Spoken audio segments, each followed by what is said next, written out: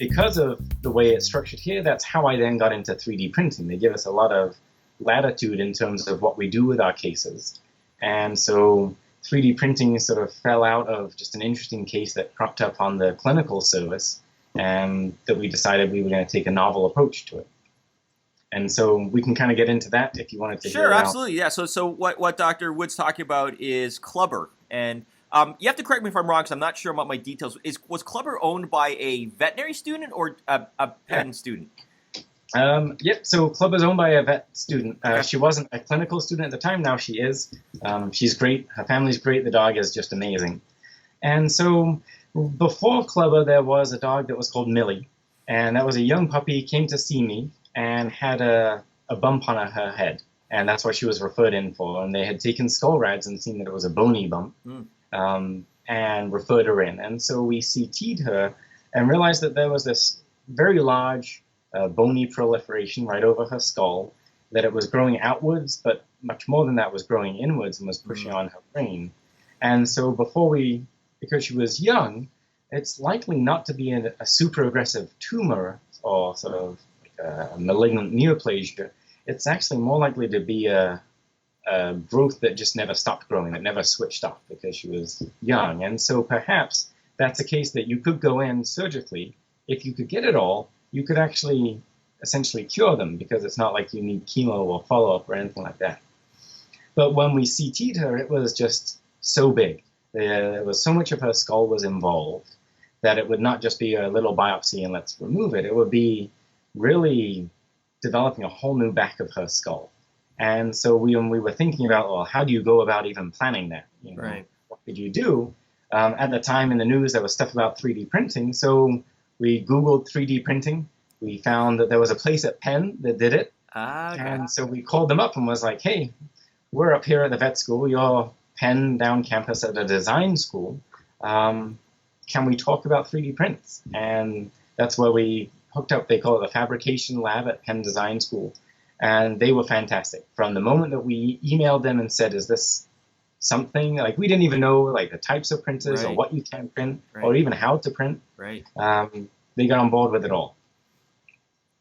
So we sent them a skull. They always like to, they're design school. So they're used to printing forms or structures or buildings or elements or things that are sort of difficult to make outside of the 3D printing world, but they never have dealt with anatomic things. And so, pretty much everybody's a dog lover or a cat lover. So if you can take them a nice story, there's a patient associated with, it's something different, something really interesting, their entire staff got on board with it. So they showed us how to make a model, how to get it printed. And that was the first time that we held this 3D model in our hands of the dog that was sitting in front of us and said, this is really cool. This is the way to begin doing new things in veterinary medicine. And so Millie's owner didn't necessarily want to pursue surgery at that time, which is reasonable. I mean, it's a big surgery. It's a dangerous area to be working.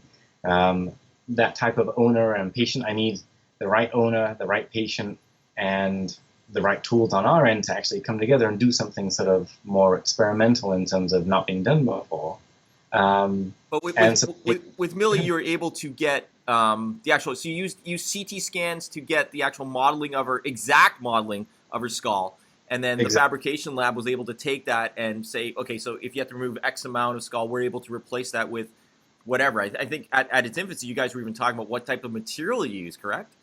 Exactly. And so the Fab Lab just gave me this model. And so now I could sit in our lab and ask everybody, like, well, what margins would you do? How big of a hole? If you make a hole so big, what are we going to put over there?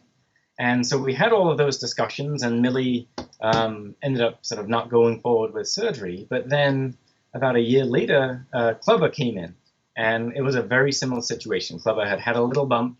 I think the vet student had been sort of, as you do, you go home once you've gone through first year, and now every dog that you touch, you're going to go find some lymph nodes or pet them or touch them. And, in a paranoid state, too. It's always prefaced by a paranoid state.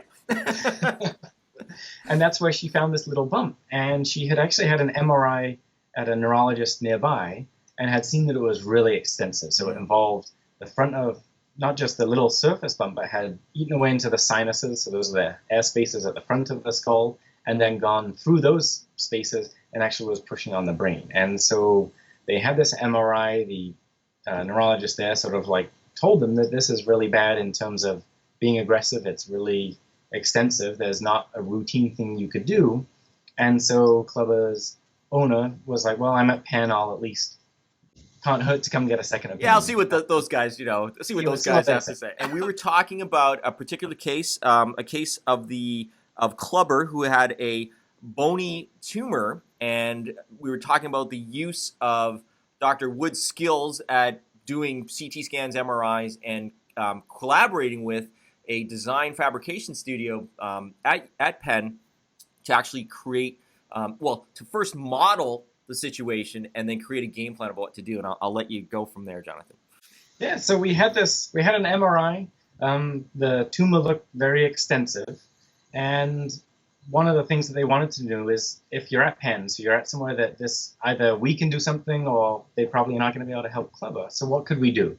And so I said, well, I would like to know what it is. So we did a quick biopsy. Those are very small, just you make a little incision, get a sample of it, and a pre-planning CT. Because in the back of my mind, I was like, if we're going to do anything big, we're going to need a CT. I need to know what's good and what's bad throughout the entire skull. And it was pretty extensive. So if you imagine, not only was the skull affected, but actually the orbits of the eye were affected. It went down, it went into the nose, it went into the back of the nose where your brain sits. And so we took it down. The fabrication lab printed me a beautiful model. So it's a complete scale model. So I take a measurement on the model. That's exactly Clubber's skull size. Oh, that's excellent. Yeah. And so they said we could have as many of the prints as we want, but we took one, and it comes out, it's a gypsum powder. So there's several different kinds of 3D prints. There's plasticky ones, and then ones that have this stone quality. Okay. And the stone quality handles very similar to bone. So we got out the drills that we use in surgery. We did a planning surgery. So I did Clubber's entire surgery was done before we even entered the OR. So I knew exactly where I thought the problems were. We consulted with our oncologist. We chatted using the skull, saying like, well, this is what the plan is. We spoke to some surgeons about, am I even going to have the skin left behind to close over this? I don't want to create some massive defect and then not be able to close it. Spoke to the ophthalmologist about how to handle an eye. This is not some of the neurologists. If we end up near the eye, that's something's gone wrong in surgery. So this was sort of thinking about all of the different things that could happen in surgery that would be a problem and dealing with them up front. And then separately, we decided that the only way we would be able to reform Clubber's skull, because I was removing about a third of it, was to buy some mesh. So import a titanium mesh from a group that we work with that were fantastic. They sent me all kinds of samples, different sizes, different weights, different malleability and pliability. And now we have this model. So I knew what his skull was going to look like intra-op. So I actually just made the mesh implant ahead of time. So out here in our lab, we formed it. We had pictures of him. Everybody knows what their dog looks like. And I know what my dogs look like. Your dogs look like, or cats. And the face is what you're always looking at them. So, I know when they're sad. I know when they're happy. And that's how people are with their own pets. And so I didn't want him to look drastically abnormal or drastically different, because that's something that impacts the quality of life interaction between the owner and the dog. Dogs don't care, so let's admit that up front.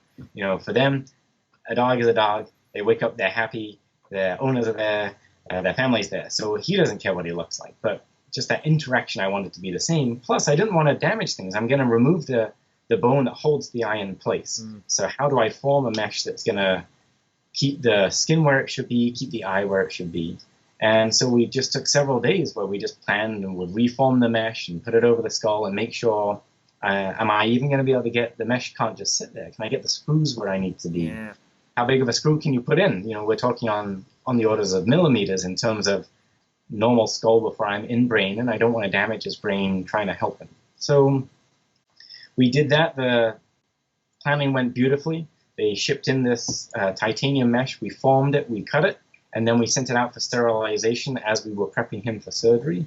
And then intra-op, we had both the models. So I had a full, complete, undrilled model in surgery, and then I had the model that we had worked on, that we had drawn on, that we had written on, And so as we're doing the surgery, every time you felt like, really, do I want to be going? Do I want to be taking more? Is that the best thing? You would look at your model and be like, I know I've got at least 4 millimeters over here that we need to get down to.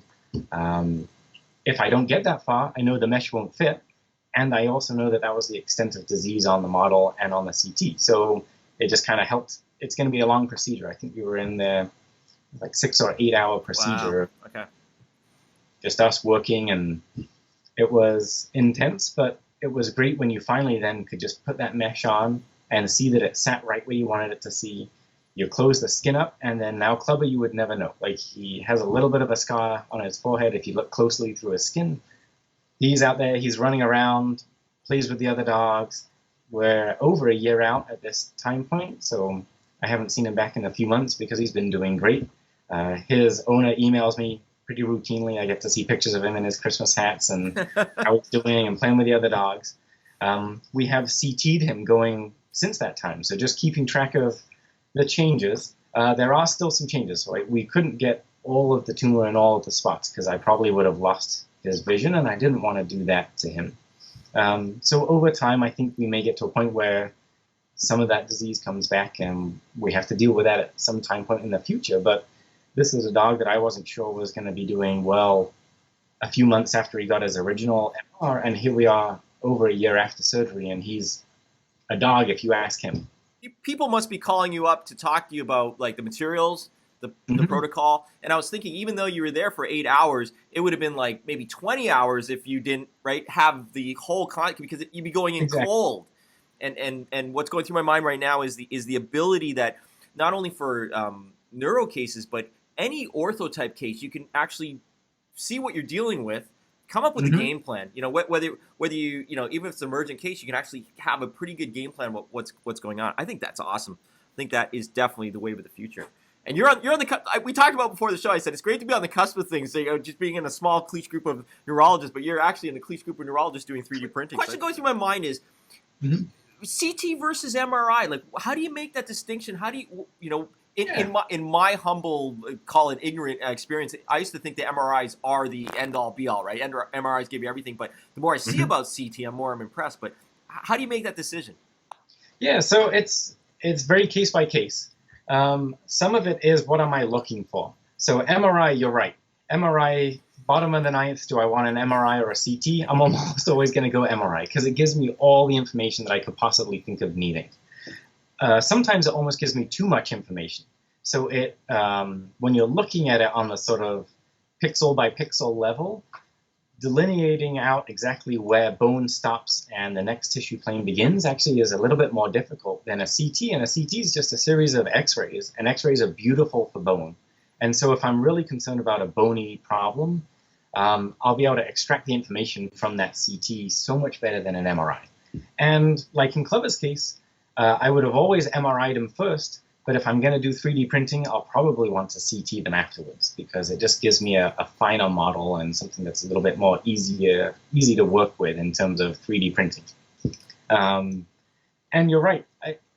In terms of the time of under anesthesia and making those decisions, like that's just you're using anesthesia time as you're thinking of those things. So we did all of that thinking across a week and a half. Just people swung by. If I saw somebody that I thought might have an opinion, we just got him into the lab and asked them to look at his skull and look at the model and say, well, would you do this? Would you do that? And the other thing is I don't necessarily know if I would have offered surgery to Clever if I didn't, because I knew it was going to be so extensive. And that really makes you gun shy about, like, are you going to really damage a patient? Like, you don't want to do something to help a dog and actually make it worse long term. So being able to have that print, have that confidence that you've got a surgery, you've got a huge surgical plan, you just put in the time, you're going to get there. It made all the difference. It probably is what swayed me into doing the more extensive surgery for him. And you're right, like right now, things that people have asked me to print, I know it's radio so you can't see it. This is a parrot that got amputation, so he's missing part of his leg, and they wanted to know whether or not we could print some 3D prints for that to build him a prosthesis. Our soft tissue group has a young kitten that the sternum, so it's sort of chest bones, didn't fuse as a kitten. Okay. And so if you imagine what's keeping your heart in its place and its lungs in its place is the bone that runs down the front of your chest wall. and he has a large defect there. So we actually 3D printed his sternum so that they could get some mesh ahead of time and do some surgical planning. So it seems like you're right. Like now that this technology is available and it's becoming a little bit easier to do, and we have these connections with people across campus, like how can we start utilizing it more?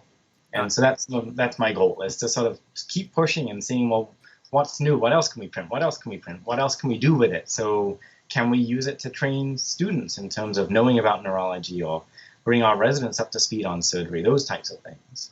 I want you to learn how to print artificial anal glands that express themselves. that would be my game plan. No, but just for our listening audience, let me put things in perspective.